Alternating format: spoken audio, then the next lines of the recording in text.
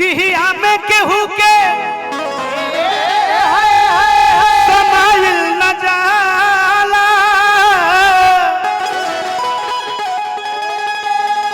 कि बोलवले बिना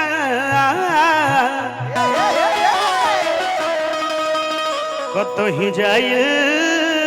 न जाला तो दही बन के रहबा तो हो जाइब टीका तो दूध बन के कबहू फफाइल न जाला।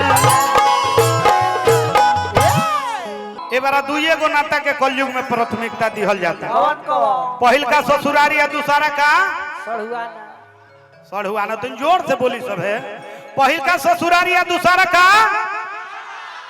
सढ़ुआना। सब लोग जो ना कि वही फेरा में फंसल बा। ऐसे कहे के बा कि अस्कल जुगावा के हवा बाबा आ धर्मी मान के हुके सुध नहीं रह सब कर नियत खराब बा। और संतोष पागल के देखलु आनो अशोक सिंह ना ना कबो ना कि अब बोला जहले कतरी में बहाना बहाना भोला भैया कि अरे ठेहुना भर चले सढ़ुआना का जमाना हो आई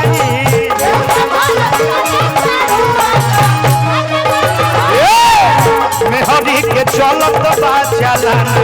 का जमाना हो आई मान जाए मान जाओ अस्कल जुगावा के हवा बाबा धर्मी मान के उके सुध नहीं रहा तो ये बोला जहाँ गतरी में बाना बाना बार बार यहाँ टच मत करो बेबी नहीं तो ये जग जाएगा दिक्कत हो जाएगा। कि ये बोला जहाँ गतरी में बाना बाना तो ठेहुना भोर चले सढ़ुआना का जमाना हो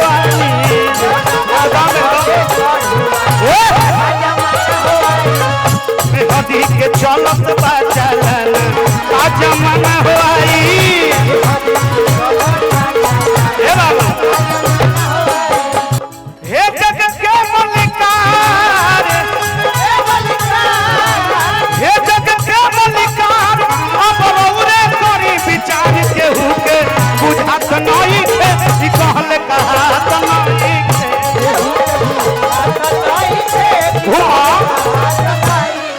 के हुके बुझात नहीं के ई कहले कहात नहीं के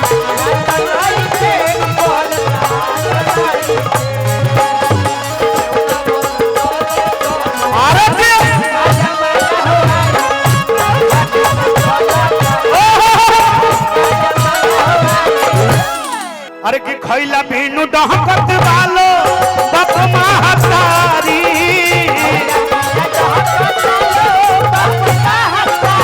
बबुआ के कमाई रे कुल्ही जाता ससुरारी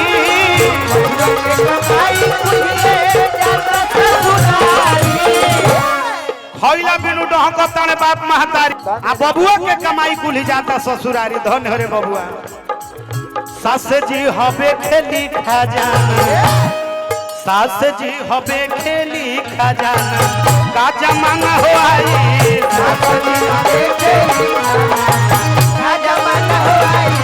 सास जी हबे खेली खजाना का जमाना हो आई बबुआ अलग करा दी घर बाटवा दी अलग करा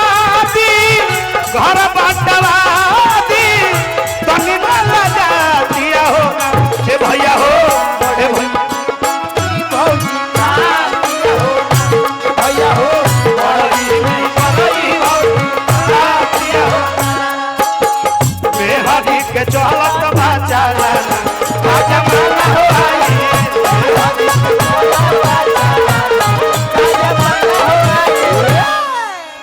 से कहला कि बात के बुझो बतासा के चूस नहीं के बुझा तो सोनूलाल सधुआ से पूछ बबुआ रे माई बाप के सेवा ना करब तो जिंदगी व्यर्थ बा। ए बार कह दिया जाओ भाई के कह दिया जाओ कि भाई के 5,000 महीना दे के पढ़ा दो इलाहाबाद में। बाबूजी मान लो नहीं खर्चा है बेरोजगार बने तो भाई कहन के भाई हमार कमाई घरी हो तो नहीं है होता ना कंपनी घाटा में चलती है भैया। लेकिन ए बार साली के फोन आ जाओ कि हेलो जीजा जी 15 तारीख को मेरा बर्थडे है जीजा जी वह कहो तक यार चिंता मत करो हम 10 के आ रहे हैं आ 10 के पहुंच के कहता कि हाँ साधु जी खाली बानी 15 तारीख के तनी बर्थडे बा तोहरो पड़े वाला बा ते चिंता मत कर हमार साली नहीं खी सब एक और टेंशन छोड़ दे तू कहे के बा भाई हो ऐसे कहे के बा कि अरे देहिया तो बात नहीं खे भाई आ बहिन के तो बात नहीं खे भाई आ बहिन के साली खाती लहंगा रे महंगा दियाई जाता किन के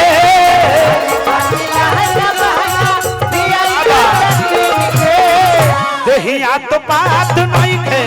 भाई आ बहिन के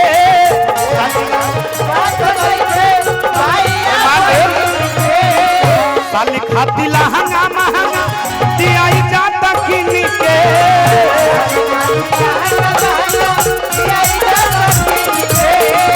इतने ले दुख नहीं है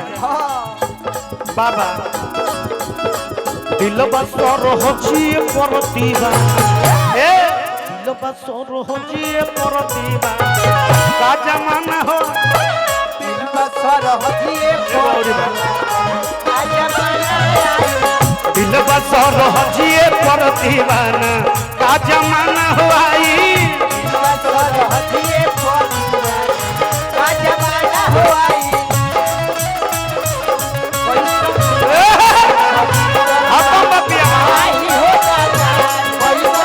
पुजारी भइल बा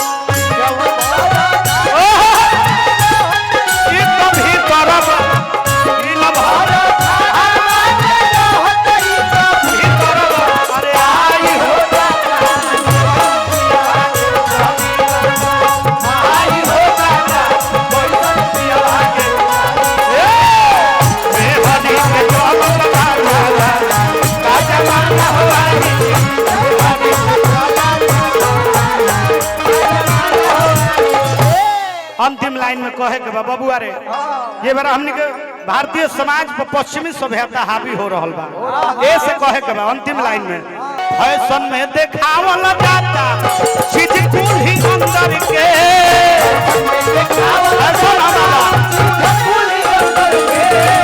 झूठे दोस्ती हल जाता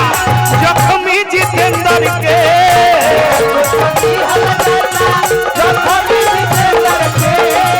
फैशन में देखावल जाता चीज कुल अंदर के लड़की बारा जींस छोटी छोटी टी शर्ट पहिरत तारी सब हे बाबू हेने आवो तनी हेनियो ध्यान दलो भैयवन पर ऊपर उठता हां दू जानी आवो दू जानी आओ ललकी तेहू आओ तहलो दू जानी होने देखलो तनी मने जगहिया बनाई तबे न कि फैशन में देखावत बालो चीज कुल ही अंदर के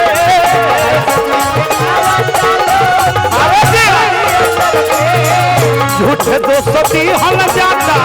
जख्मी जितेंद्र के माला माला सधुआ बाबू गावत नहीं खन गाना ऐसे ना तन थपरी बजाई सब तो दोनों हाथ उठा के भैया सधुआ बाबू गावत नहीं खन गाना लोग का चाहता लोगवा बाबू सुनल चाहे गाना का जमाना हो